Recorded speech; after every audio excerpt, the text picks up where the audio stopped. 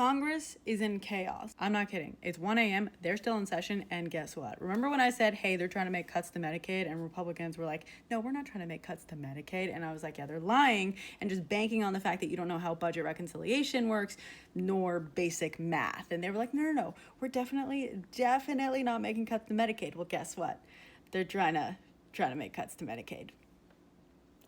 If you don't remember how budget reconciliation works, I'll leave the link below. Basically, they're on a debate marathon right now where Republicans are just trying to ram everything through, which they can do a lot more easily because of how budget reconciliation works. They don't need Dems on board. And of course, people, including Dems, are pushing back in whatever ways they can. So far, a bunch of protesters started yelling, keep your greedy hands off our Medicaid. Right on. This, by the way, is a great example of what peaceful protest at the Capitol looks like. Because all they did was yell and disrupt. Then the Capitol Police removed 5 people, 3 of whom were in wheelchairs. Ultimately, apparently arrested 26 people for illegally protesting inside a congressional building. Where was that a couple years ago? But that's neither here nor there, because let's just say that they're trying to push a whole bunch of malarkey through. And they're trying to do it in ways that hide what they're doing, because they're really good at that, unfortunately, because they're just giving money away to the billionaires at this point. In order to pay for that, they're going to cut everything you and I benefit from. Wonderful. And they're trying to do it in really sneaky ways to make themselves look good. I might have to do a whole other post about their new math that they're using because it's nuts. But they're also trying to do sketchy things like, this whole no tax on tips thing. They're trying to pass that temporarily to make it look like they did something good for people, when of course what they're actually trying to do is add another $4+ trillion to the deficit by extending the 2017 tax cuts. Oh yeah, that's right. You don't like your taxes now?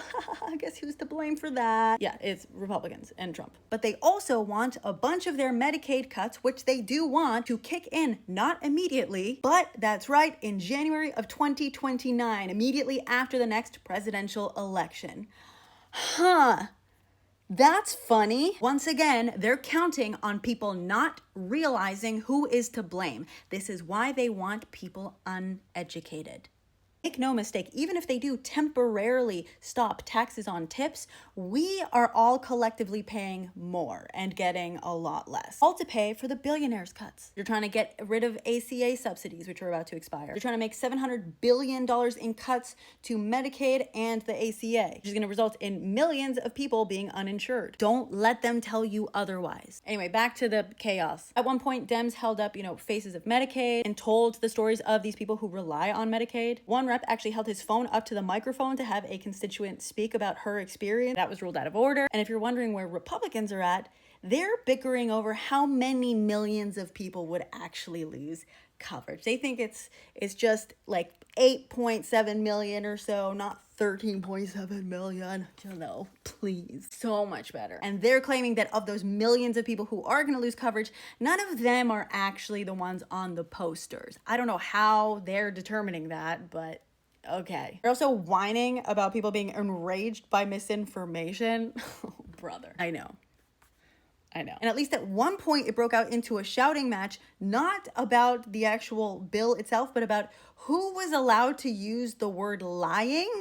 I wish I were kidding. Because Republicans had been allowed to say that Democrats were lying about the scope of the cuts, but Democrats were not allowed to say that Trump was lying about his desire to protect Medicaid. Funny how that works. Then they agreed, you know what? No one's allowed to use the word lie. But that soon it fell apart. But I'm going to say, if they really stand by these Medicaid cuts and there's nothing wrong with them, why would they want a potential Dem to take the credit for them? I wonder. Presidents don't pass laws, but they know that their constituents don't know that. They're just banking on their constituents looking at their bill and looking at the president and going, like always. One Dem, and I like this approach, sort of simultaneously called out their new math by proposing an amendment that same new math and nonsense accounting apply to the funding that Dems wanted to include. Basically, it was like, you can't use your new math to claim that tax cuts for billionaires are free while saying tax relief for normal working families and people are not free. It's one or the other, babe. So, I will say this. I know a lot of us, me included, want Dems doing a lot more. And while some people may think that these, pictures are the same as paddles, I don't know. I think they're better, but also they are causing some chaos. which I like. So, you know, credit where credit is due. They have no real power with budget reconciliation, but all they can do is make the process hell for Republicans. So, you know, I'll take it.